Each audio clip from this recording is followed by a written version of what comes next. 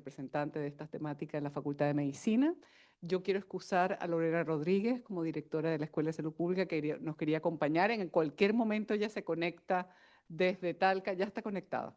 Entonces, bueno, muchas gracias por estar aquí presentes. Yo no simplemente era darles un saludo de bienvenida porque los protagonistas acá justamente son los panelistas. Yo voy a ejercer como un poco de moderadora para, bueno, darles la palabra y luego para que todos ustedes puedan participar con sus comentarios, consultas de este tema tan interesante que además nos plantea desafíos muy importantes en el tema de inclusión, de aprendizaje en nuestras aulas, en nuestros espacios educativos, que es tan relevante. Se ha avanzado en nuestra universidad, en nuestra facultad, sobre todo a nivel de pregrado, pero faltaba esta reflexión en el posgrado del cual todos somos parte, y por eso la Escuela de Salud Pública, la Facultad de Medicina y la Universidad de Chile, como parte de los principios que la rigen como institución pública, es hacerse cargo también de estos temas tan importantes, de esta realidad que nos plantea desafíos tan relevantes en materias de inclusión y de conocimiento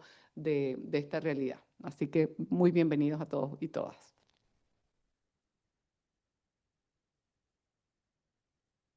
Muchísimas gracias, profesora Massey, por su saludo de bienvenida. Este encuentro de hoy, esta tarde, tiene, como ustedes ven, a nuestros tres expositores.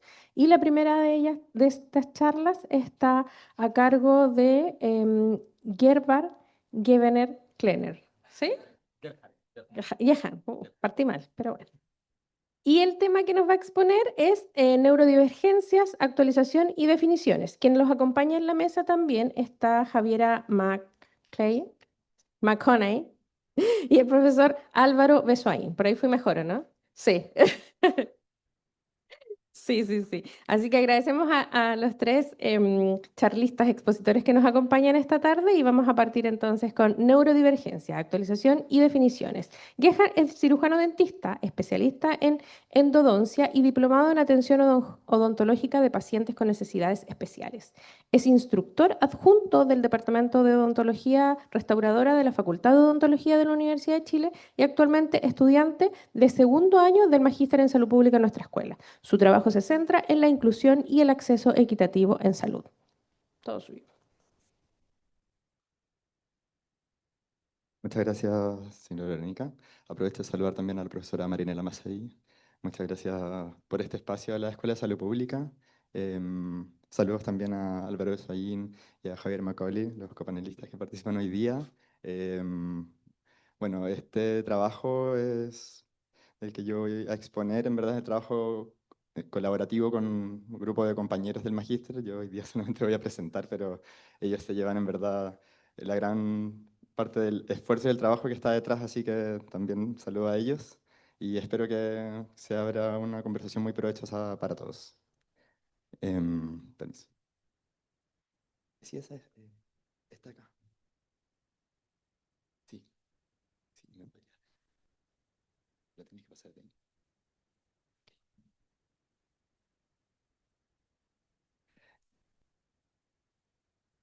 Bueno, la presentación tiene título Neurodivergencia, actualización y definiciones.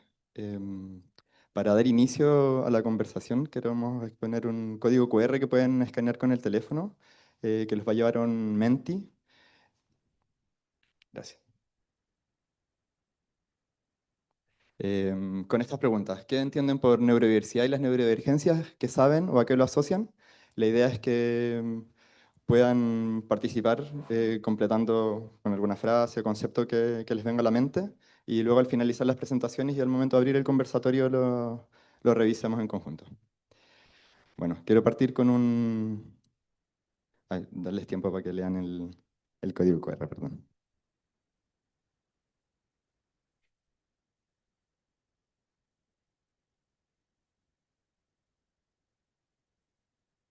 Bien, pues de la siguiente.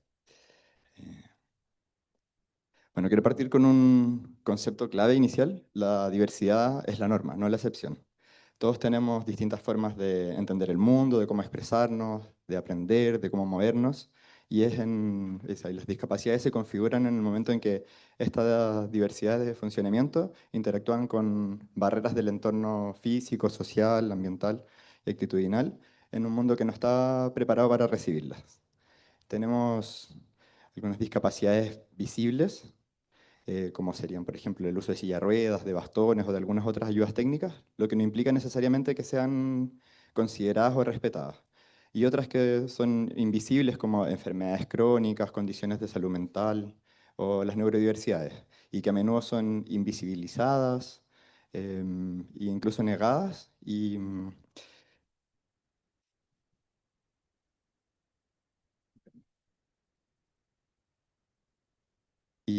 en una sociedad que sigue exigiendo como pruebas visibles de de lo que considera legítimo. Esta invisibilización refuerza estigmas y barreras y debemos recordar que la diversidad funcional no siempre se ve, pero siempre está presente y debe ser respetada y valorada en todos sus matices. Quiero que revisemos la evolución del concepto de discapacidad. En un principio, desde el enfoque biomédico, se hablaba del concepto de minusvalía, que era un término bastante estigmatizante y que consideraba la discapacidad como deficiencia o déficit o enfermedad. Y todos en el fondo, el enfoque era por corregir o por llevar a una condición de normalidad a las personas, ¿sí? Y no estaba en el fondo el ambiente adaptado para ellas, sino que era eh, curar alguna condición para que la persona eh, funcione como de una forma más normal. Luego emerge con el enfoque biopsicosocial el concepto de discapacidad y de diversidad funcional, que es recogido por la Clasificación Internacional del Funcionamiento de la Discapacidad y la Salud, o CIF de la OMS, que define la discapacidad como el resultado de la interacción entre personas con condiciones de salud y barreras del entorno físico, social y actitudinal que impiden su participación plena en igualdad de condiciones. Este cambio nos invita a construir una sociedad pensada desde la accesibilidad, la equidad y la justicia.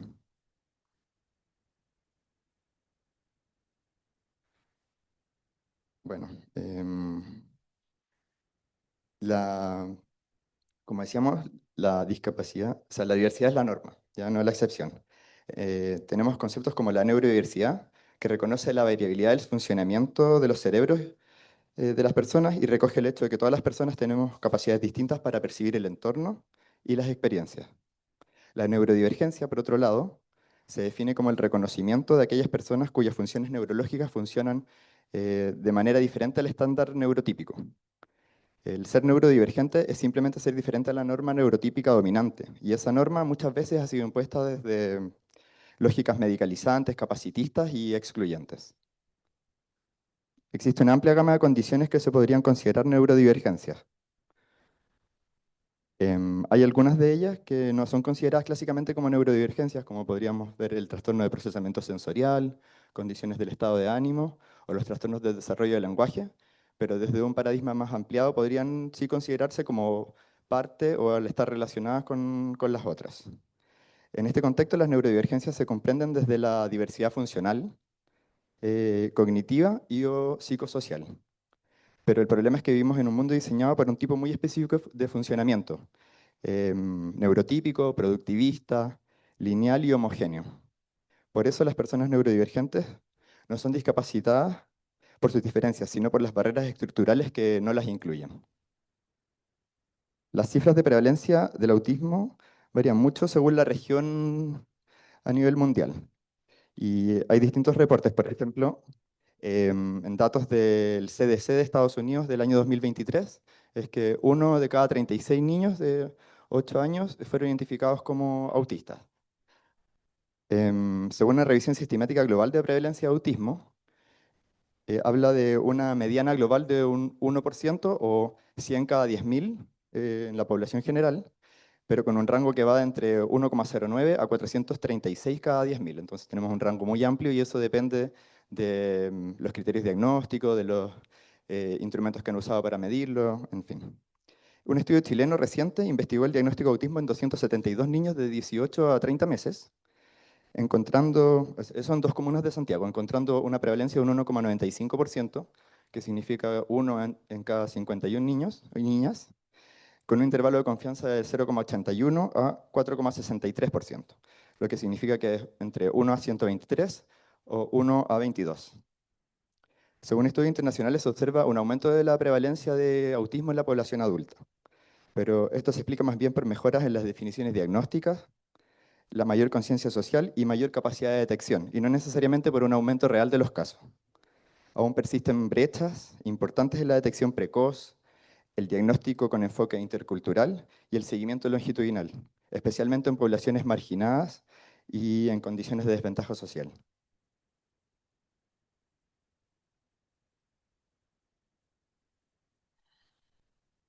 Bueno, el lenguaje es importante. En el ámbito social y desde los enfoques inclusivos ya no hablamos de trastornos al hablar de estas condiciones, sino de personas con atención o pensamiento divergente, con altas capacidades, o personas autistas o en el espectro autista. Según la Asociación Americana de Psiquiatría, estas condiciones se definen en función de dificultades en la funcionalidad o en la adaptación a determinados entornos sociales. Y también las coocurrencias entre neurodivergencias son frecuentes. Por ejemplo, espectro autista con déficit atencional o espectro autista con altas capacidades, lo que plantea desafíos para el diagnóstico y el acceso oportuno a apoyos y adaptaciones y al acompañamiento adecuado. Un ejemplo paradigmático claro es lo que ocurre con la evolución de las personas zurdas en la historia.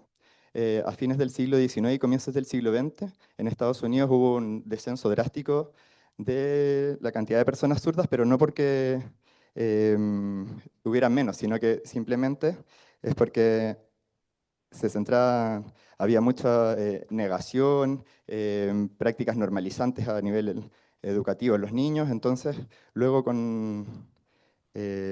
mediados del siglo XX, con el avance en derechos, cambios culturales y menor estigmatización, hubo un aumento sostenido hasta llegar a una prevalencia estable del 12% hasta la actualidad. Este fenómeno guarda relación directa con lo que ocurre actualmente con las neurodivergencias. El aumento en diagnósticos responde a mejores definiciones, mayor conciencia social, nuevas herramientas de evaluación y sobre todo una apertura progresiva a aceptar que la diversidad neurológica también forma parte de la condición humana. Estamos nombrando y reconociendo formas de funcionamiento que antes eran patologizadas, ocultadas o directamente negadas.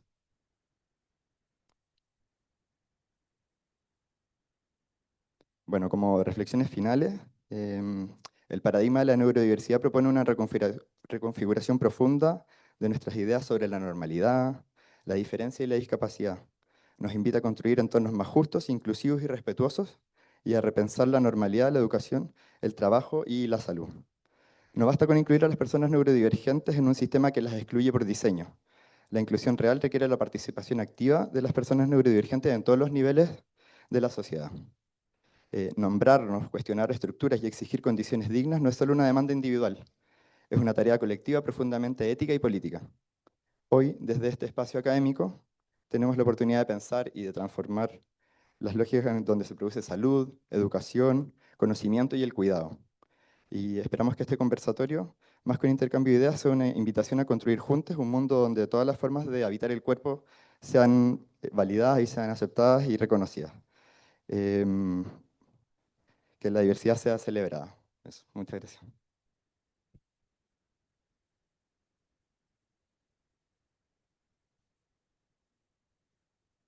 Muchísimas gracias.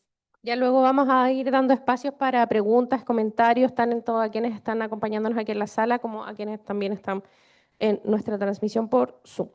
La segunda charla, entonces, esta intervención se titula Diagnóstico, Acompañamiento y Testimonio y está a cargo de Javiera McCollin, enfermera del CEFAM de San Pedro de Quillota y magíster en Salud Pública por la Universidad de Chile. Javiera cuenta con certificación en detección, intervención y trabajo en autismo desde el paradigma de la neurodivergencia y compartirá tanto una mirada clínica como su experiencia personal.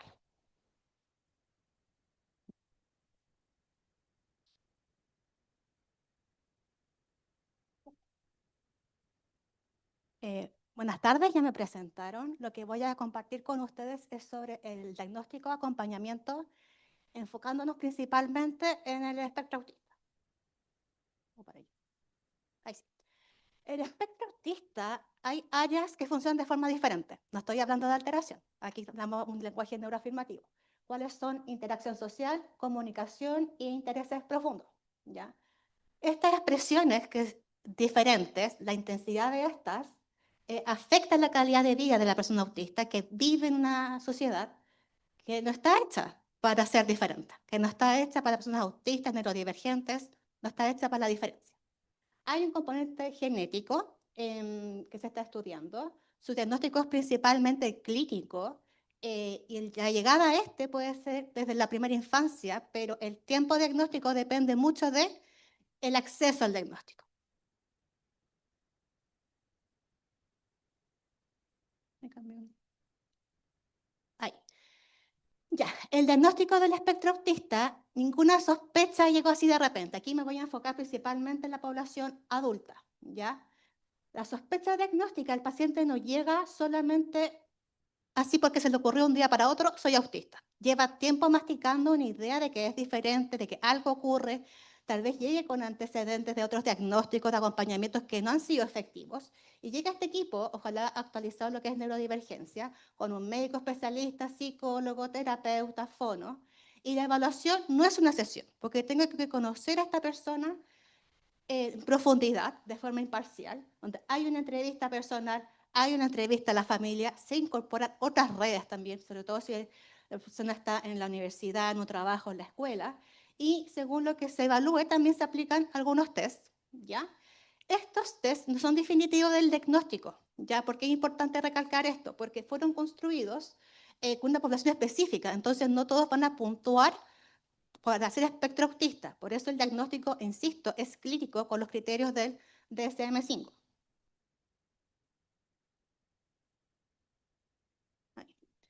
Ya, y si mi lenguaje o mi forma de moverme no les dio alguna pista, yo soy...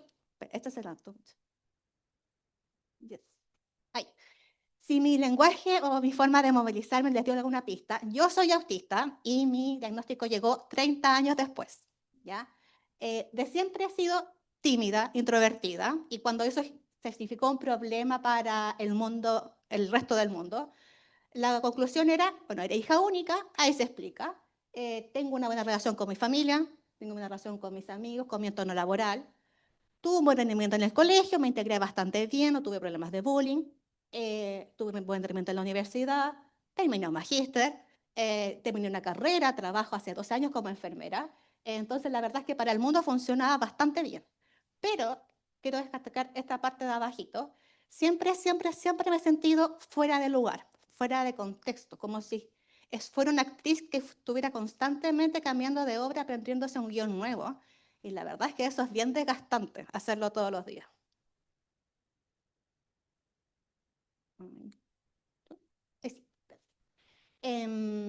Soy 0% flexible, más o menos. La ansiedad al 1000%, sobre todo en instancias como esta. Mis relaciones, como dije, se basan más que nada en un guión aprendido, según el contexto, y con pocas personas eso no me ocurre, en general con mi mamá y con mi mejor amiga. Y cuando empecé a trabajar, empezaron a llegar diagnósticos de salud mental, como depresión, trastorno ansioso, el cual se mantiene a la fecha, y burnout sumando y sumando y sumando. ¿Cómo me he mantenido como enfermera trabajando todo este tiempo, incluso en medio del, cuando el diagnóstico aún no llegaba? Es que los programas que tengo a cargo son programas que son súper estructurados, vacuna e infancia. Entonces, es más sencillo trabajar para mí con esos programas. Y además, los niños se comportan de acuerdo a las etapas de desarrollo que uno aprende en el pregrado. Entonces, su conducta es más o menos predecible. Y los adultos para mí son un poco caóticos. Entonces, no es que no quiera trabajar con ellos, pero me son más difíciles.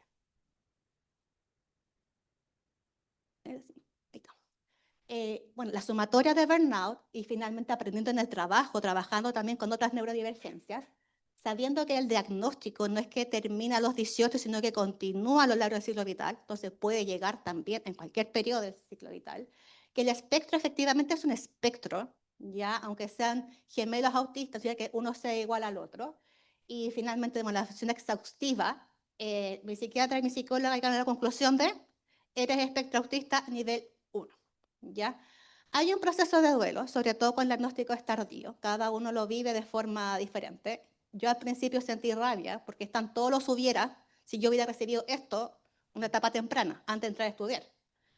Pero también es una oportunidad que vi después de aprender a conocerme, a cuidarme y a quererme mejor, y así le puedo enseñar a otros a hacer lo mismo. Esto es el espectro.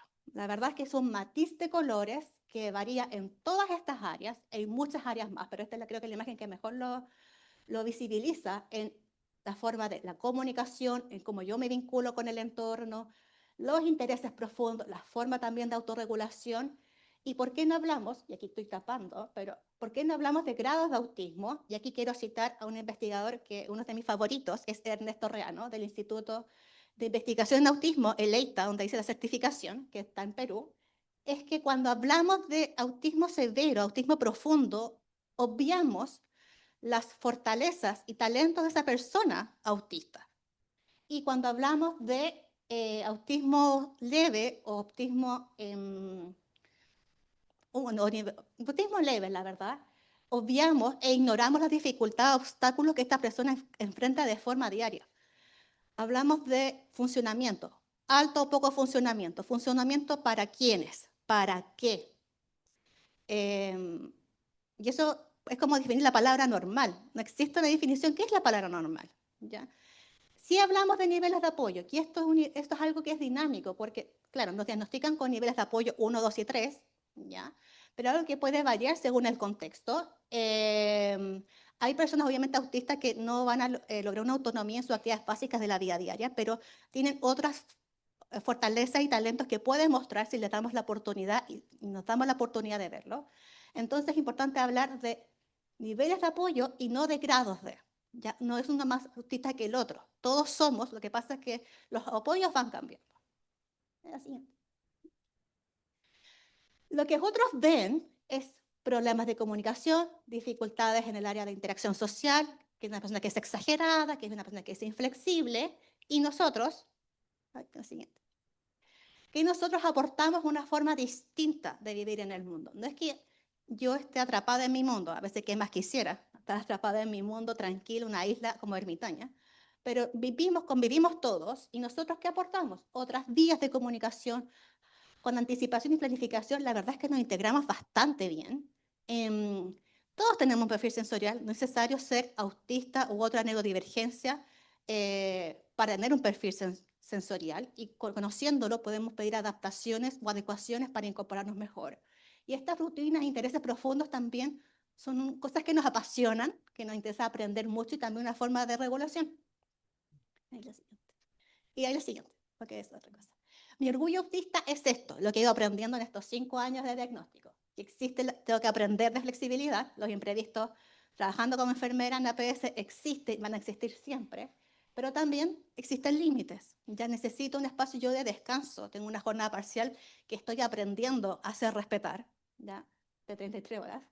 Tengo una batería mental y social que, de hecho, la dibujé y identifiqué actividades que me descargan un poco de energía o más rápido, y actividades que me ayudan un poco a recargarme y volver a estar dentro como de mi estado habitual. En situaciones de crisis identifico persona, lugar o tiempo seguro, en cualquier lugar donde voy, en mi lugar de trabajo o si estoy fuera. Aquí en la escuela yo siempre cuando llego me voy al patio donde están los gatos, ahí me siento segura. Tengo un perfil sensorial, no creo que tan distinto, soy muy hipersensible auditivamente, pero tengo los protectores siempre. Táctil también, y esto cuesta enseñarlo porque no es que no me guste que me toquen, tiene que ver mucho con la parte de que duele y uno no anda causando dolor de forma consciente a otras personas. Y lo que sí es un problema es que tengo un umbral del dolor impresionantemente alto que me hace consultar tarde cuando estoy enferma. Eso sí, efectivamente es un problema. Tengo una excelente memoria, más que por memoria fotográfica, es porque asocio todo a patrones. Entonces ahí aprendo algo, asocio un patrón y recuerdo todo hacia atrás. Me encanta aprender, me encanta la sala de clases porque hay un ambiente donde se comparte conocimiento, el profesor delante, los estudiantes que comparten, y aunque no participe siempre, me nutro muchísimo de ahí. Y bueno, ya les hablé de los intereses profundos y las formas que también me recargo de energía a través de esto. Ahí la siguiente. Entonces, hablando del lenguaje neuroafirmativo, tratamos una enfermedad, acompañamos una condición. ¿Ya? Esta condición construye la identidad de la persona, sobre todo, por eso es importante el diagnóstico temprano. ¿Ya? Esta identidad que se va construyendo en el tiempo, la acompañan las familias, la acompañan los amigos, la acompañan los contextos donde esta persona participa. La comunidad autista es sumamente importante porque quienes mejor pueden acompañarte de estas experiencias, quienes las han vivido. No son experiencias iguales porque somos distintos, pero son similares y pueden acompañar, pueden aconsejar. Y un equipo de salud mental que esté capacitado en acompañamiento, que esté capacitado en el enfoque neuroafirmativo, que tiene que ver con validar la experiencia, no patologizar la experiencia, sino validarla, escucharla y acompañarla, ¿ya? Y este hashtag de Actually Autistic tiene que ver con nada sobre nosotros sin nosotros, ¿ya? Si queremos hablar de autismo, si queremos hablar de neurodivergencia, incorpórenos. Todos podemos hablar, pero compartamos con quienes efectivamente viven esta experiencia todos los días. Por ejemplo, esta instancia es justamente eso. Y la siguiente. Y esto es ser neurodivergente, al menos en el mundo en que yo participo. No creo que sea mucho de otra galaxia. Ya está mi familia, están mis amigos, mis compañeros del magíster, que cuando compartí con ellos el diagnóstico, la apertura y el acompañamiento fue maravilloso. Factores protectores están mis gatos, los gatos de otras personas. La mamá de estos gatitos es a quien yo indico como mi traductora del mundo neurotípico. Ante cualquier duda o consulta sobre algo del mundo que no entiendo, puedo preguntar y no hay nada de malo en preguntar. Mis intereses profundos como tejer o pintar, no dibujo libre porque me cuesta el trazo libre, pero sí algo que ya esté hecho, el tejer patrones, patrones, patrones. Lugares seguros, por ejemplo, los bosques. La hipersensibilidad auditiva de hecho ayuda harto porque hay sonidos que creo que otros están perdiendo. La lectura, siempre y siempre tendré libros pendientes por leer, porque son mundos que me siento segura cuando me inmerso en ellos. ¿Qué más está? Factores protectores, las perritas de mi papá. Esta perrita chihuahua en particular, ¿por qué? Porque tiene la capacidad, aunque sea así de nana, de mantener sus límites y que todos respeten su espacio.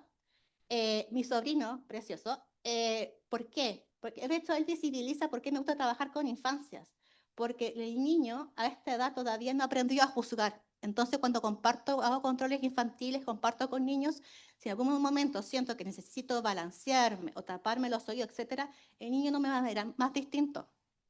Entonces, me siento segura haciendo control infantil. Siento que es una dinámica que me siento segura compartir con otros. Y él en particular tenemos la terapia de la risa, que a él le da risa mi risa, a mí me da risa su risa. Entonces, la serotonina y dopamina que produzco compartiendo con él me relaja un montón. Y creo que soy de las pocas personas que puede decir que puede compartir su diagnóstico libremente en su lugar de trabajo. No es fácil. De hecho, yo lo compartí de forma escrita porque no se me da un poco oral cómo explicarlo. Y vamos avanzando en todo. De hecho, lo comparto con el lugar de trabajo, lo he compartido con la comunidad con quienes trabajo también. He tenido apertura de ambas partes. Y bueno, trabajar en inclusión es difícil porque es un sistema que te pide producir, producir, producir, meta, producir, producir, producir, meta. Pero vamos paso a paso y siempre ocupando un lenguaje neuroafirmativo. Y quiero terminar con una frase de mi autora favorita del mes, que es Carolina Muñoz, del libro Neurodivergente, que esto salió este mes, y que ella termina su historia de diagnóstico y de vivencias diciendo que, porque aunque en el mundo a veces no haga sentir lo contrario, aquí estamos para avanzar juntos y seguir construyendo un espacio donde podamos ser tal y como somos, sin miedo y sin disculpas. Gracias.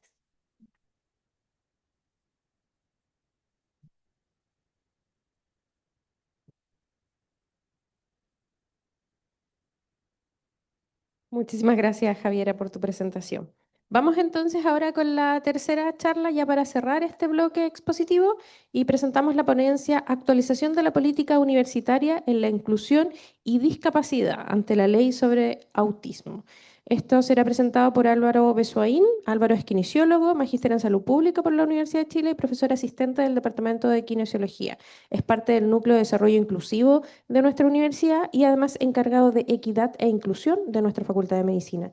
Su línea de trabajo se enfoca en la evaluación de políticas públicas inclusivas, especialmente en el ámbito universitario desde el enfoque de derechos.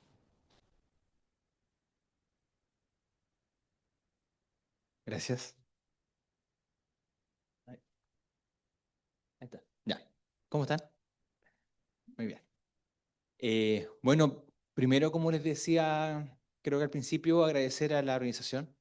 Yo creo que en mi rol como encargado de equidad e inclusión de la facultad, es súper importante estos pasos, ¿no? Cuando estudiantes, cuando las mismas comunidades avanzan y empujan los límites, ¿no? Y eso es clave. Lo que vengo yo primero, por sobre todo, dar un respaldo a ese trabajo y creo que reforzar esa iniciativa.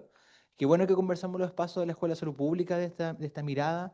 Qué bueno que podemos avanzar en posgrado, que es verdad que es un desafío que todavía no se ha avanzado y agradezco mucho la apertura de la escuela para poder incorporarlo.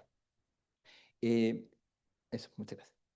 Entonces, esta presentación tiene una fotografía que utilicé básicamente porque es cuando realizamos el primer encuentro de equidad e inclusión en la Facultad de Medicina, en campo de Eloísa Díaz, con odontología y también con química y farmacia. Y para que esto pasara, pasaron muchas cosas detrás, ¿no? De la política y un poco les voy a ir comentando en torno a eso. El primer elemento es que han habido elementos legales que han venido a formalizar las discriminaciones, las desigualdades que han vivido personas con discapacidad en todos los espacios. Y lo que quiero destacar entonces es que hay una ley, ¿no? Que es la ley 20.422, que es la ley sobre igualdad de oportunidades de personas con discapacidad, es la que viene a establecer por qué aparecen todos estos cambios formalmente, ¿no? Por qué se han empezado a avanzar en educación inclusiva, por qué los trabajos deben modificarse, porque no es un favor, es un derecho, es una estrategia que debe implementarse. De esos mismos ámbitos se toma la Convención sobre los Derechos de Personas con Discapacidad y dado que la Constitución Política, con todas las características que tiene, ¿no? Aún así respalda los acuerdos internacionales. Y eso hace que esto toma carne y se puede implementar en educación, en las medidas contra la discriminación, en la Ley de Educación Superior, en la Ley de Universidades Estatales y ahora se suma la Ley TEA dentro de este cuerpo. Entonces, a lo que quiero llegar es que la Ley sobre Autismo viene a articular, viene a bajar de manera más concreta los desafíos que tenemos en docencias en educación superior. No crea algo nuevo porque ya ha avanzado, pero sí visibiliza un grupo que no se había reconocido previamente. Y eso creo que es un valor importante de la ley de autismo en ese ámbito. Y obviamente esto tributa a esta lógica de desarrollo social inclusivo, que por un lado, lo obvio es sobre educación de calidad, pero también para esta escuela es formar profesionales de la salud que tengan una visión desde la diversidad, desde sus pares, y también profesionales de la salud que tengan formación y también tengan experiencia sobre el autismo, que tengan experiencia con la discapacidad, ¿no? Porque también pueden entender cosas que las demás personas neurotípicas tal vez no entendemos. Necesitamos 3 vueltas más para poder llegar a entender ese elemento. Entonces, nada sobre nosotros y nosotros, obviamente también es relevante en los espacios laborales. Necesitamos trabajadores con discapacidad, trabajadores con neurodivergencias que puedan ayudarnos a modificar nuestro sistema de salud en ese ámbito. Ahí vamos con el desfase. Ahí está. Entonces, la política formalmente que tenemos es la política de inclusión y discapacidad promulgada y desarrollada por el Senado Universitario de esta universidad. Y en ese ámbito, la ley TEA, como les decía previamente, la ley de autismo, viene a articularse con esta política.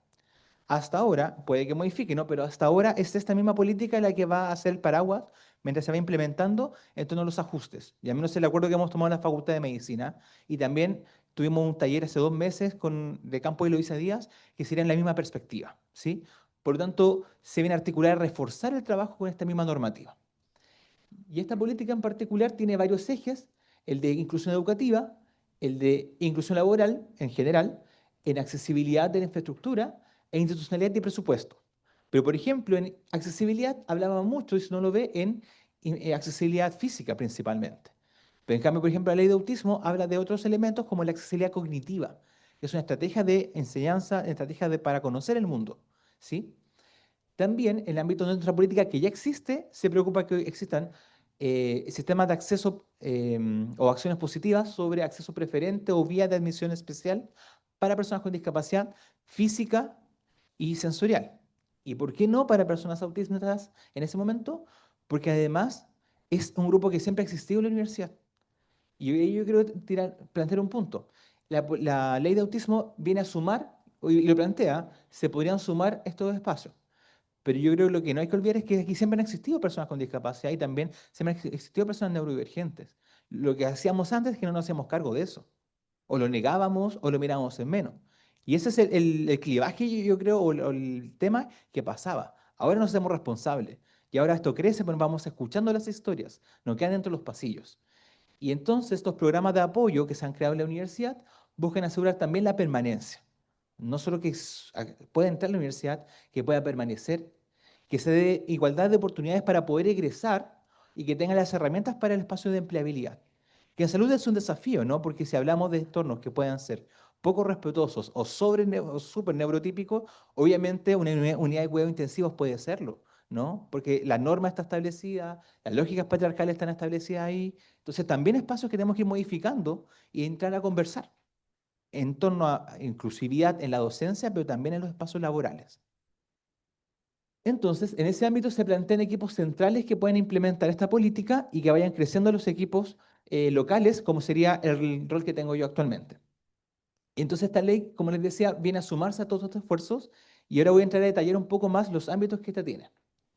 La ley 21.545, en particular se demoraron como un año o un año y medio en lograr generar unas orientaciones para su implementación en educación superior, que entonces sería el marco que viene a implementarse también en la Escuela de Salud Pública y en todo espacio. No dice pregrado solamente, también aplica para posgrado. Y en ese ámbito, bueno, ahí ustedes van a poder acceder a la presentación si la necesitan, pero también está el código QR de la orientación. Lo que uno puede acceder a esta orientación, la voy a explicar ahora. Ahí. Ahí está. En particular, establece una definición que si bien la establece como trastorno del espectro autista, como por el ámbito médico, por el DSM-5, en particular, como es ámbito de educación, no es obligatorio usarlo siempre como solutea, ¿no? De hecho, puede ser solo autismo, porque estamos en un ámbito educativo, no estamos haciendo diagnósticos. Uno puede también tener los nombres que uno necesite, porque son espacios de socialización y de conversación. Nadie está obligado a decir que tu diagnóstico es para poder hablar contigo en particular, ¿sí? Pero sí, lo que se establece es que para implementar las adecuaciones se suele requerir un diagnóstico médico, pero más que por medicalizarlo, sobre todo para que se puedan activar los apoyos que mencionaban previamente. Es necesario, es parte del abordaje, que hayan apoyos de salud como también apoyos pedagógicos o psicoeducativos. Eso es lo que acaba de decir, perdón, ahí más adelante con la presentación. Entonces, desde ese punto de vista, tiene como un desfase. No, ahí sí. Los alcances entonces de las orientaciones aplican a todos los espacios universitarios. También incluye al subsistema que pueden incorporar las universidades estatales, también abarcan los espacios técnicos profesionales. ¿Sí? Entonces también TENS, todas las profesiones de salud incorpora esta misma mirada. Muy en síntesis, son 4 dimensiones. Las que uno más suele conversar es que hayan acciones de las instituciones, que como les decía, la política de inclusión y discapacidad la va a incorporar. El espacio de docencia y proceso de enseñanza-aprendizaje es el desafío más largo, obviamente, porque implica aprender a hacer otra docencia o reforzar lo que yo hago. Y yo creo que para la escuela, el ámbito de la vinculación con el medio, es que organizaciones de personas con discapacidad sean quienes organizan estos espacios, sean quienes participan en encuentros sobre autismo, como también hacer investigación sobre el autismo, también investigación con personas autistas o sobre la docencia en salud pública desde la neurodivergencia, es relevante, ¿sí? Entonces, en cierta forma, estos ámbitos yo creo que es un espacio de encuentro con la escuela el más fácil y concreto. Yo creo que esto también se pueden hacer, ¿no? Sobre todo porque desde la facultad tenemos apoyos para ir complementando. Y la escuela de posgrado está disponible y ha avanzado en ese ámbito para avanzar en esos apoyos. Y aquí hay el desafío del cambio cultural de cómo cambia mi docencia cuando la quiero implementar. En gestión institucional, entonces, van a haber protocolos que se van a modificar. Por ejemplo, se va a hablar de protocolos sobre la desregulación emocional, que hasta ahora lo conversamos con la encargada de salud mental, y se articula con los mismos protocolos sobre salud mental. Y sería como un subcomponente o se trabaja junto a ellos. No sería como un protocolo paralelo, porque así también tenemos una respuesta más integral. Para la persona que ha declarado que es neurodivergente requiere un apoyo, pero también la persona no lo ha declarado y nadie va a saber si es neurodivergente o no. Por lo tanto, todo protocolo sobre salud mental debería tener una capacidad de mirarlo de manera neurodivergente. Y obviamente capacitación que va a ser un eje importante en este ámbito, como también diversificar profesionales, terapeutas ocupacionales, psicopedagogos, que tienen que ir avanzando en ese ámbito.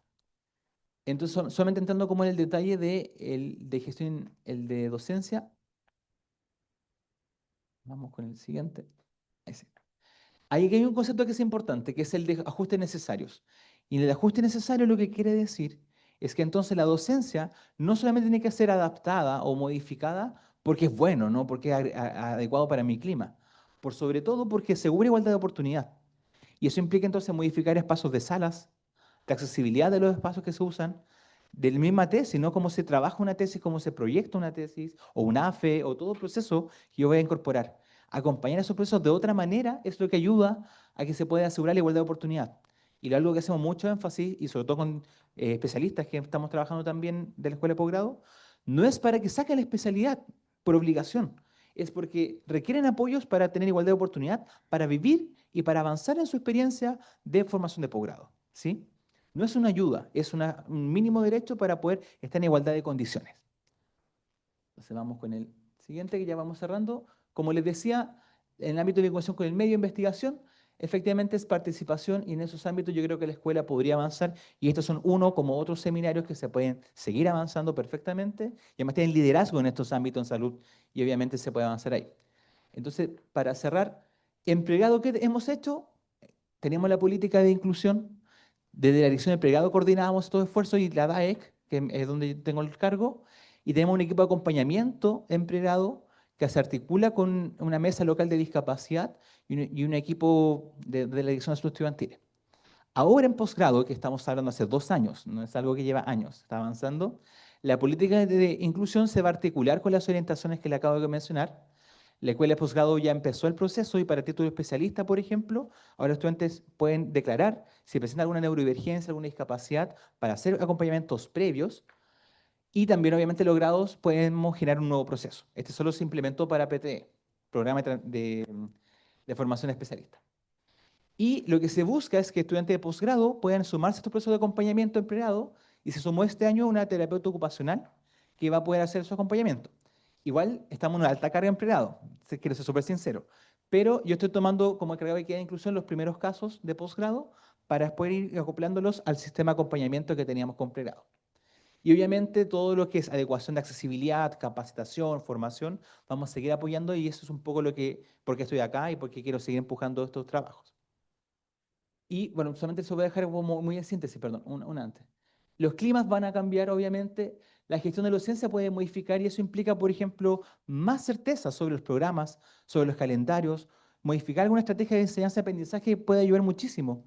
Y ahí puede venir un programa de acompañamiento que puede ser la facultad, pero también puede ser el mismo como tutoría, ¿no? Como tener pares como del mismo programa, pares docentes son claves para estas adecuaciones. Porque una adecuación general que yo puedo hacer en el aula, pero necesito una adecuación fina en el cotidiano, en el día a día, y eso también es un elemento muy clave. Y obviamente, más que pensar cómo hago una clase para personas neurodivergentes, para personas sordas, tal vez la apuesta a clases que pueden ser de aulas diversas, donde haya más trabajo activo, más trabajo en equipo y un diseño más estructurado. Y eso ayuda muchísimo a que uno pueda flexibilizar esa modalidad. No digo estructura como debe pasar así, sino que yo sé más o menos los tiempos que quiero dar. Y eso me permite anticiparme, puedo entender la lógica, y esa conversación, como estudiante, como docente, puede ser mucho más clara. Y de esa anticipación se va mejorando el clima también del estudiante.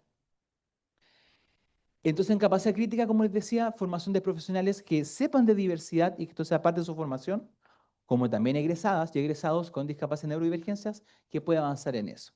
Y la investigación y desarrollo de la escuela, que puede hacer desde la escuela, y también avance sobre el autismo o con el intersector, como les parezca necesario. Son solo ideas que les traté de cómo plasmar para hacer más concreto estos elementos. Entonces, ahí está. Lo único que les decía es que esto está fresquito, ahí, preparando la presentación. El departamento de pregrado va a hacer un curso muy cortito, pero muy introductorio, sobre docencia inclusiva y discapacidad. Todavía se pueden inscribir, es el código QR, pero también mandé el link a la organización. Entonces, si a alguien le interesara o quedó con la idea de quiero explorar el tema, es un curso súper introductorio que pueden tomar. Esto es parte de la Universidad de Chile para esa formación, pero siempre pueden conversar cupos, porque así como que lleno nunca están, pero estos en general han tenido mucha demanda. Y además, si falta, igual vamos a hacer más cursos durante el año. Así que esa es la invitación, traté de dejar lo más concreto posible para el día de hoy. Y la presentación obviamente va a quedar disponible con la literatura asociada y la normativa, quien la necesite o la quiera revisar. Eso, creo que estamos hasta ahora. Muchas gracias. Muchísimas gracias, Álvaro. Voy a invitar a la profesora Marinela Masay para que nos acompañe en este espacio que tenemos de conversación. Vamos a dar el espacio también para quienes estén acá en la sala, quieran hacer algunas consultas o comentarios a nuestros expositores también durante esta tarde. No sé si alguien quiere comenzar o parte Marinela con algún comentario mientras tanto. Desde Zoom también nos pueden ingresar preguntas si es que estuvieran interesados. Bueno, yo antes de dar la palabra para cualquier pregunta, comentario, que justamente acotamos las presentaciones o solicitamos que acotaran las presentaciones para que quedara este momento que a veces es corto y queríamos que fuera un poco más largo. Bueno, yo simplemente agradecer a los tres expositores.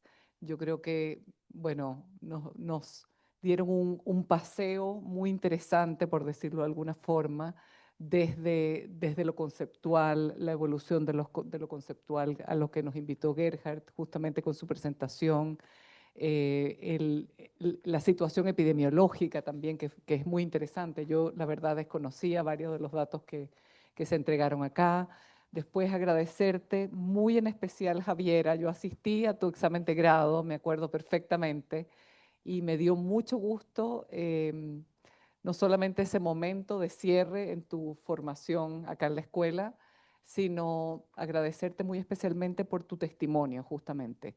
Yo creo que acercarnos a un testimonio en primera persona me resulta, cuando te escuchaba, debo ser sincera, me emocioné mucho porque muchas veces nos enfrentamos a distintas situaciones de no saber manejar situaciones, yo creo que todos hemos estado en contacto con personas que tienen distintas situaciones de neurodivergencia en el ámbito profesional, profesional laboral, en el ámbito educativo, justamente, y muchas veces no sabemos cómo enfrentar situaciones que tú describiste también, y me gustó mucho, me emocionó como justamente pensar todo lo que desde situaciones diversas y sensibilidades distintas nos entregan a nosotros también, los que sentimos que no tenemos ninguna situación particular, ¿no? Yo me reconocía en varias de las cosas que tú manifestaste, ¿verdad? Como la necesidad de estructura, como tantas otras cosas que forman parte de mi vida, necesidad de espacios protegidos, pero también nos invitaste a pensar en cómo buscar, por ejemplo, situaciones de compensación ante situaciones estresantes. Yo creo que eso es un aprendizaje no solo para las personas o los estudiantes que están en situación neurodivergente, sino que también todos en general tenemos que aprender a hacernos sensibles, a reconocer en nosotros mismos particularidades, y yo creo que ahí está el gran desafío. Y finalmente, bueno, Álvaro cierra este rato, bueno, mostrándonos la legislación, ¿no? La legislación que siempre es tan relevante para proteger todos estos derechos y plantearnos justamente, yo veía todo lo que la universidad está haciendo, pero todo lo que falta también, ¿no? Y todo lo que aquí tenemos que aprender. Aquí hay profesores de la Escuela de Salud Pública, personas de la facultad, estudiantes, está Verónica Iglesias en representación del posgrado de la Escuela de Salud Pública, está el área de salud mental aquí presente, que también es tan relevante en esto, y creo que era muy importante también cerrar con esta estructura y este desafío que tenemos institucional, no solamente como Escuela de Salud Pública, sino como Universidad de Chile, ¿no? En pasar de lo que está muy bien escrito en el papel a cómo hacemos esa bajada que es tan necesaria. Así que bueno, yo creo que después de este agradecimiento, creo que abro la palabra tanto a las personas que nos acompañan a la distancia por nuestras redes, pero también acá a comentarios y consultas. Vamos a partir por una de Zoom. No traje mis lentes, así que me tienen que esperar. Dice Lorena Rodríguez, la directora, sí. Nos está siguiendo, nos está observando. Dice, muy interesante, muchas gracias por las 3 excelentes intervenciones. Perdón, no puedo abrir la cámara o micrófono, pero quería preguntar sobre las adecuaciones en posgrado, ya que en pregrado sí la hay. Bueno, era parte un poco lo que compartaba Álvaro, no sé si quieres compartir un poco más del detalle. Los micrófonos de ahí para ustedes están habilitados. Bueno, como indicaba, es un proceso que está avanzando, no está como tan zanjado como en pregrado, pero en general lo que está diseñando es que las experiencias de las adecuaciones en aulas se tomaría mucho más concreto de pregrado, que es más fácil en ese ámbito, que serían, por ejemplo, en evaluaciones tú puedes estimar el tiempo, y hay personas que necesitan un poco más de tiempo para esa evaluación. Tú puedes estimar rangos, por ejemplo, de 30% de tiempo más, 50% más, y ahí uno va como conciliando con el equipo docente. Ahora, siempre es que tú conversas, qué necesidad tiene la persona, tú conversas con el equipo docente y lo puedes estimar. Una opción es que la prueba dure más, el tiempo disponible, o que tenga menos preguntas y duran dentro del mismo bloque. Son dos formas de solucionarlo y eso ayuda a que la persona, por ejemplo, que requiere tener como algún elemento como para ir regulando su tiempo, que le cuesta, por ejemplo, usar el lápiz, entre otros contextos, se puede hacer. Eso es como una de las más concretas que siempre aparecen. Pero obviamente también hay modificaciones de la estrategia de enseñanza-aprendizaje. Es decir, si yo quiero trabajar en particular sobre la función de gobernanza, ¿no? Algo mucho más abstracto, ¿cómo lo llevo en concreto? Claro, podría explicar qué es la gobernanza en salud, pero también podría buscar estrategias activas donde los estudiantes puedan revisar elementos que en grupo o en duplas pueden hacerlo, y también puedo hablar de gobernanza. Solamente que lo que modifiqué es que di más alternativas. La persona pudo usar elementos digitales, pudo hacer con un partner, pudo escuchar, pudo ver, y con esas alternativas puedo hacer mucho más profundo ese aprendizaje del mismo concepto. Dos como cosas muy concretas.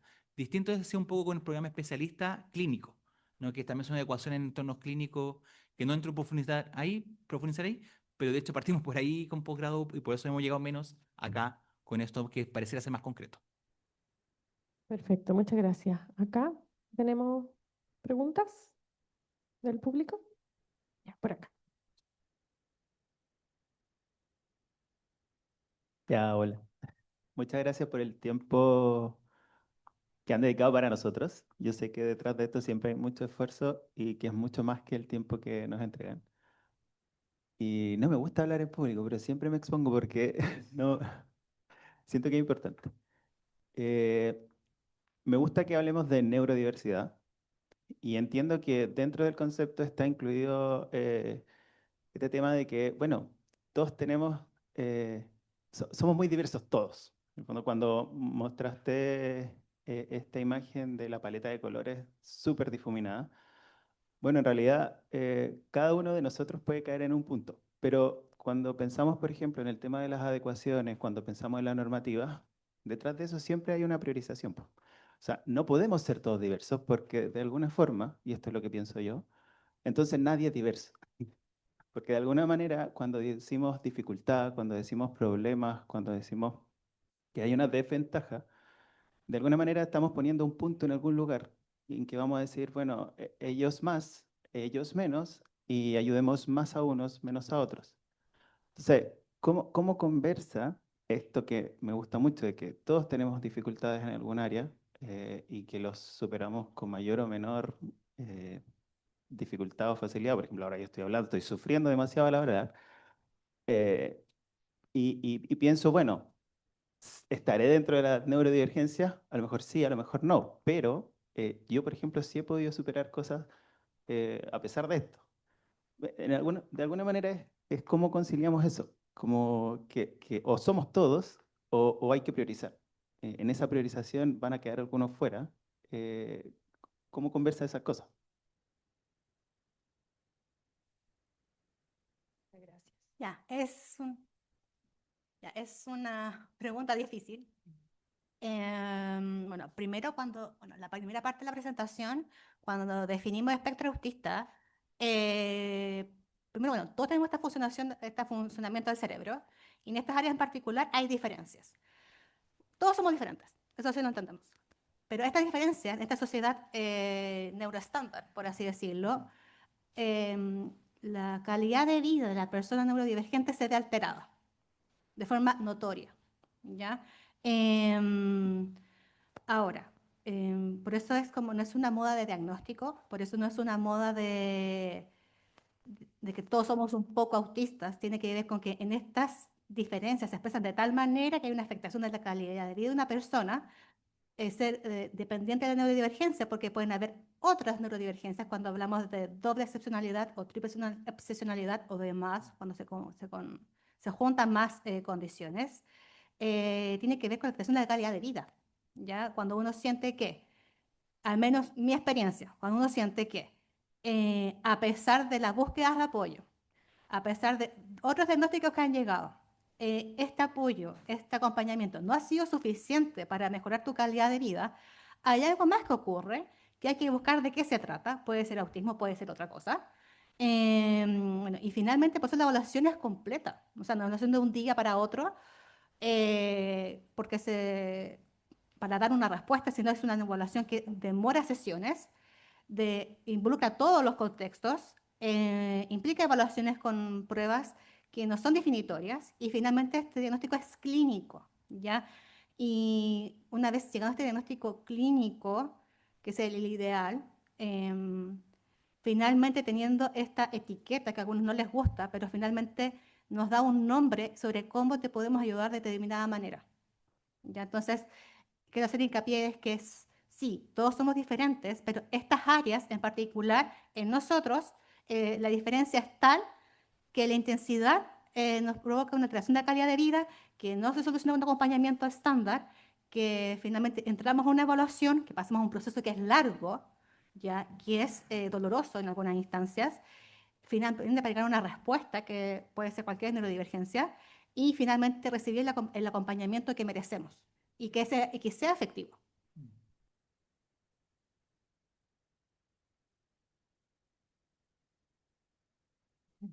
Hola, buenos días.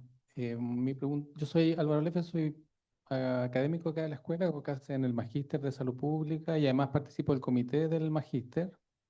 Y en ese último rol quería hacerle la pregunta porque estamos justo en un proceso de innovación curricular. Y yo creo que los tres están o han pasado por el Magíster de Salud Pública. Pero quería preguntarle principalmente a Javier, pero si alguien más quiere sumarse. ¿Qué consideran ustedes que debe mejorar o que debe fortalecerse o de frentón cambiar en el Magíster de Salud Pública para ser más adecuado y más inclusivo desde la perspectiva de las neurodivergencias?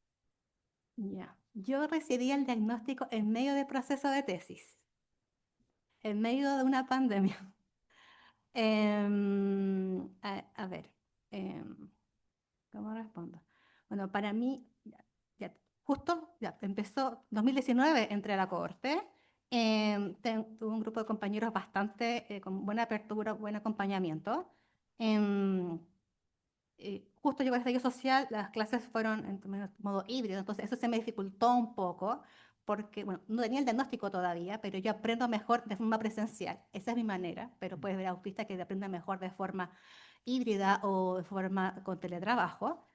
Después, en el segundo año, volvimos a la presencialidad, volvimos, como estamos en pandemia en ese momento, el aprendizaje fue vía online y me fue dificultoso para mí porque yo necesito presencialidad, necesito tocar, necesito ver, necesito ese ejercicio en pizarra, y eso para mí fue dificultoso.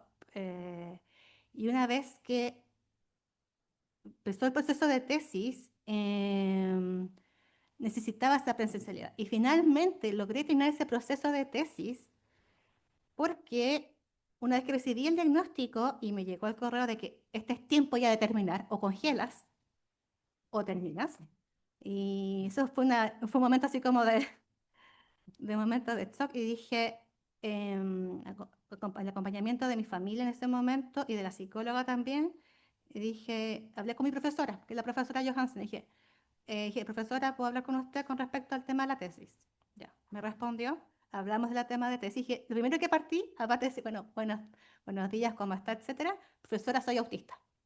Entonces, sentí la confianza de contarlo con ella. Y le conté, ¿sabes? Profesora, soy autista, en mi método de trabajo me siento más cómoda de esta manera, prefiero la presencialidad, el tocar, el hacer que usted me muestre en el computador, la pantalla, los ejercicios, lo que tengo que corregir, etcétera, más que hacerlo de forma online. Y nos adecuamos a esta forma de trabajo y me daba estructura, me daba orden, me daba fechas, y con esa estructura yo logré terminar finalmente la tesis, o sea, la profesora me acompañó hasta el final. Y gracias a eso pude terminar, porque tuve la confianza, uno, de contarle mi diagnóstico, de contarle mi forma de aprendizaje, cómo me era mejor, de adecuarnos las dos a finalmente una forma de trabajar que diera este fruto de la tesis, que me gustó mucho hacer, y finalmente defenderla y sacar el magíster. Eso. Hola. Bueno, sumándome un poco a la experiencia que nos cuenta Javiera, creo que en esta innovación curricular es importante, claro, tener flexibilidad tal vez en la modalidad del magíster, considerar eso tal vez para los estudiantes. Temas de la adecuación de la carga académica en caso que los estudiantes lo requieran. Em, bueno, yo estoy en segundo año y en primer año, en un momento como en el transcurso, en el paso entre el primer y segundo semestre, teníamos creo que 8 o 9 asignaturas en simultáneo y creo que eso también es algo que sería favorable que revisen el tema de la calendarización porque tal vez eh, hacerlo de una forma más modular, terminar, cerrar un ramo y comenzar otro, porque en ese momento creo que todos los profes nos veían y decían, los vemos muy cansados y teníamos trabajos y pruebas y cosas de todos esos ramos en conjunto, entonces... claro, como revisar la calendarización y tener flexibilidad en cuanto a la adecuación de la carga académica si es que hay algún estudiante que tenga alguna situación que lo requiera. Tomando ese, eh, me sumo a lo anterior. Yo creo que tener como una unidad o una persona encargada, pero un sistema que pueda hacer ese seguimiento. Porque eso permite que no dependa de la persona, que yo creo que es lo más crítico siempre en la universidad, de que alguien desarrolle un área y si no está, se puede perder todo. Yo creo que eso sería bueno, que haya un sistema que pueda hacer el seguimiento, que pueda haber esos elementos. Y claro, comprender que hay elementos de la carga que a veces son sobrecargados, son de alta carga, como también a veces elementos de la docencia, pero dar ese seguimiento, yo creo que eso permite un ciclo como bien sostenible del trabajo del magíster. Y además es como formarlo, uno puede decir, bueno, de aquí se mejoró, se vio que esto va avanzando, porque va a ser lento, pero porque tiene que ser lento, ¿no? Porque hay cambios de docencia, hay cambios de cultura, pero si queda como dependiendo de una persona, o si queda dependiendo de que una acción dentro del programa, creo que puede quedar más débil. Y obviamente, y tal vez, pero es como lo burocrático de la idea, pero levantar información de esto, ¿no? Como que a veces uno puede reportar esta información y hablar de neurodivergencia, de hablar de discapacidad, no es algo negativo necesariamente. Y poder levantar esa información constantemente nos permite ir levantando esa necesidad. Por un lado, por la confianza, pero por un lado, porque también puedo actuar como programa en torno a esas necesidades. Álvaro, me quedan dos preguntas por acá, pero antes de eso, Zoom, te están escuchando, la ¿Súper? directora, por Zoom. Súper, perfecto. Y vuelve a reiterar la pregunta, pero de una forma más directa. Ya, Dice, pero ¿cómo se enteran los docentes que deben hacer esas adecuaciones en posgrado? Un exacto. poco lo que estabas comentando, o porque lo que nos comenta Javier es que ella sintió Claro. como la necesidad y la confianza de hacerlo, pero ¿cómo llegan los profesores a enterarse de eso? Y dice, justamente por eso es que se está planteando en que sería necesario tener esta información a tiempo para evitar el estrés innecesario de nuestros estudiantes. Entonces, claro, tú decías una persona encargada o un grupo, pero ¿cómo se enteran los académicos de que nuestros estudiantes tienen esta particularidad? En general, como pasa cuando no hay un sistema, que llegan los casos y hay un problema. Sale un problema y no tiene que ser así, sin duda. Entonces, para darle un ejemplo de posgrado, el programa de título especialista se empezó a levantar un instrumento para que cuando uno se inscribe pueda reportar esa información. Y eso igual hay otras universidades que lo he visto que lo generan, te preguntan varios elementos de tu vida. Y esa información tú puedes decir, más que como de ciertos diagnósticos, requiere algunas adecuaciones sobre, por ejemplo, la acústica de la sala, sobre la movilidad de la sala o sobre el elemento de aprendizaje. Y ahí uno tiene una carga me refiero como a cantidad de necesidad, ¿no? Y puedo decir, mira, tengo mucha necesidad sobre la hipoacusia, tengo mucha necesidad sobre el aprendizaje, entonces ahí yo puedo ir enfocando ese elemento. Y eso me puede dar orientaciones generales de formación y en específico sobre el trabajo con estudiantes. Eso. Entonces requiere ese sistema, levantamiento de información y un sistema que le dé seguimiento. Perfecto, ya. Vamos a ir con las dos últimas preguntas porque también para que no se nos estresen nuestros alumnos que tienen clase a las 2 y poder respetarles los horarios que corresponden, ¿verdad? Porque eso también es importante. Ya, no sé si se escucha, ya. Primero, yo soy terapeuta ocupacional y en verdad quiero como ver cómo analizan o qué opciones podían dar sobre situaciones que me han pasado frecuentemente. Contexto. En general, primero, yo obviamente trabajo mucho el tema del estigma y me interesa que no se vea como las diferentes situaciones como algo negativo y todo, pero al mismo tiempo me ha pasado bastante con personas usuarias. eh, que personas a veces profesionales de otras áreas, no de salud como tal, mucho me ha pasado con docencia, en algunos casos en jardines, otras cosas, que tienden a sobrecatalogar por lo mínimo cosa como tú eres tal y tal cosa. Entonces, no sé cómo se evalúa o cómo qué herramientas ven ustedes como respecto al lo importante que, claro, para mí es muy importante que la gente sepa de, pero no idealmente por TikTok, porque después como que las personas empiezan a diagnosticar a todo el mundo.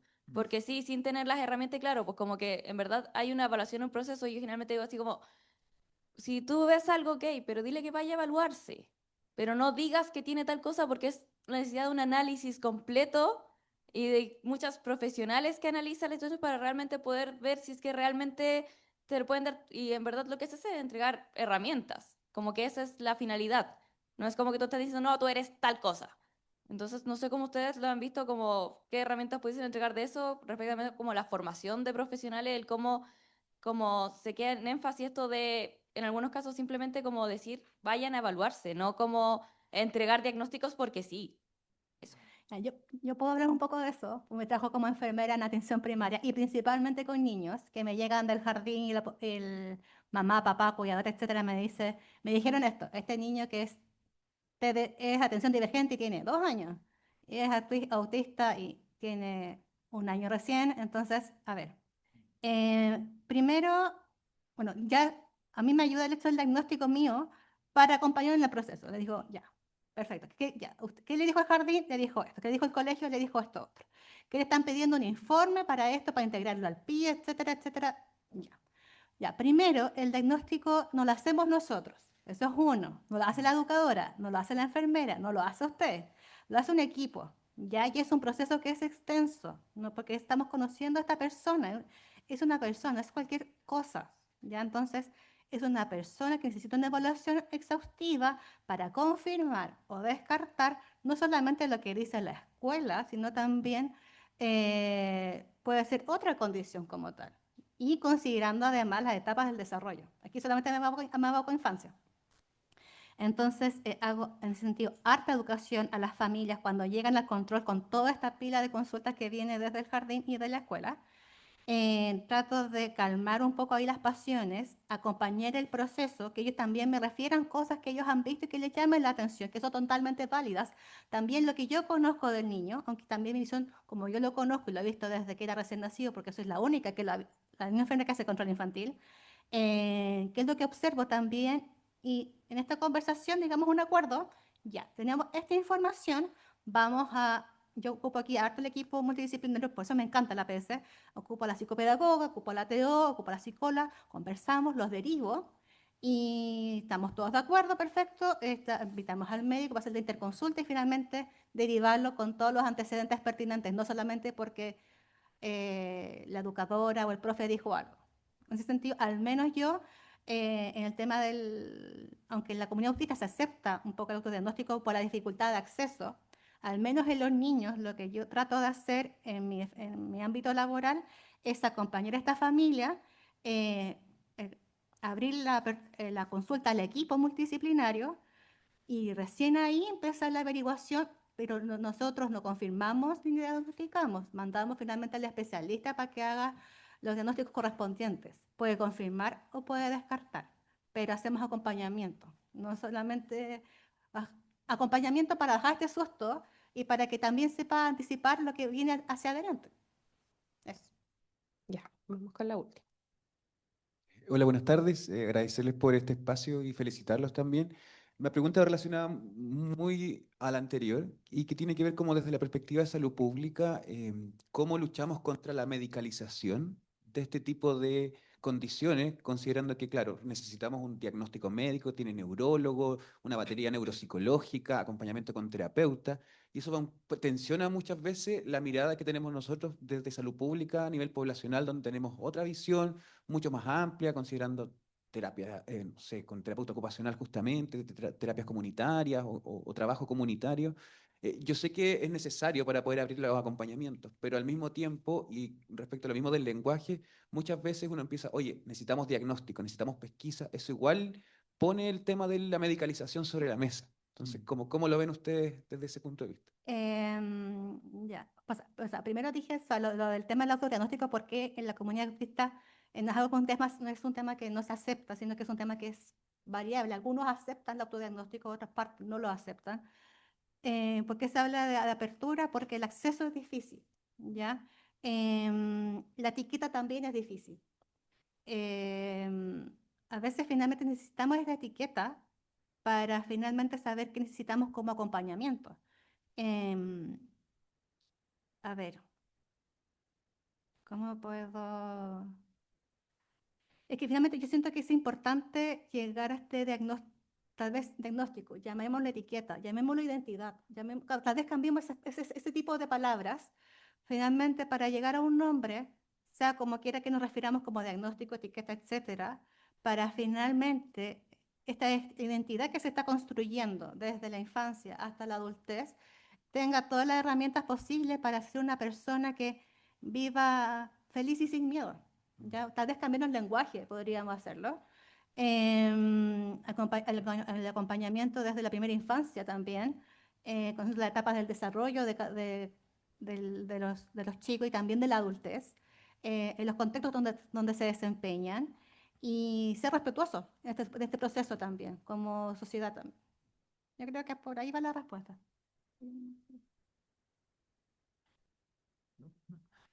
Y yo sumaría dos cositas que creo que son claves siempre en el ámbito de diversidad, que las mismas personas sean el foco de la conversación, ¿no? Las personas neurodivergentes, las organizaciones sean las que están como empujando este proceso. Suena como, o sea, es que yo creo que no es simbólico, sino que es clave, porque aparte de que es una necesidad por la convención, es clave porque permite hacer el giro. Nosotros vamos a ir convencidos por nuestro trabajo, por nuestra formación, hay una experiencia de vida que quiere modificar algo, y eso es clave para todos estos procesos de cambio. Y lo otro es también visibilizar que son puntos de encuentro que hay gente que quiere que se medicalice. No estamos todos de acuerdo de que no queremos que se medicalice. Y creo que esa sinceridad nos ayuda a entrar en la conversación.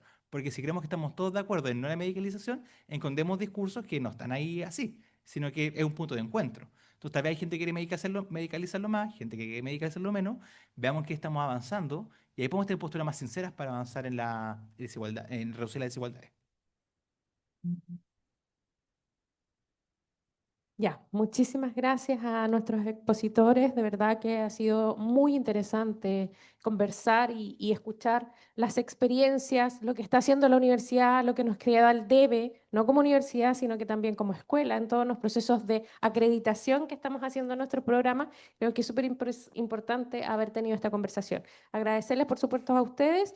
Y dos cositas antes de terminar. Una, tenemos varias solicitudes de algo que no estaba pensado, que es compartir este Zoom, porque solo lo tenemos por Zoom, incluyendo a la profesora Josiane Bonnefoy, quien está muy interesada en esto también, como en su rol dentro de la universidad, así que necesito pedirles la autorización para poder compartir el Zoom. Ya, perfecto, muchas gracias. Y la segunda es que, Marinela, te voy a pedir que me acompañes porque les tenemos unos pequeños obsequios a nuestros invitados, alumnos y ex alumnos.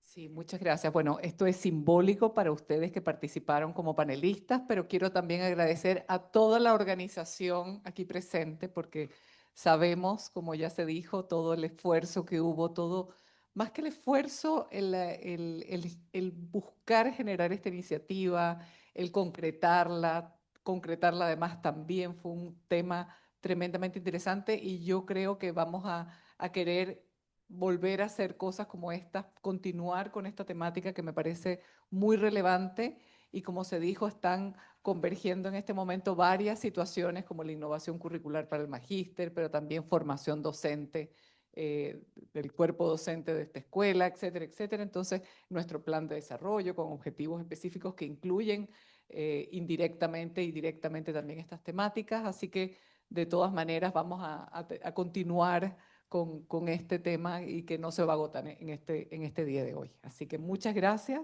Gracias, voy a entregar a cada uno. A Javiera, en primer lugar.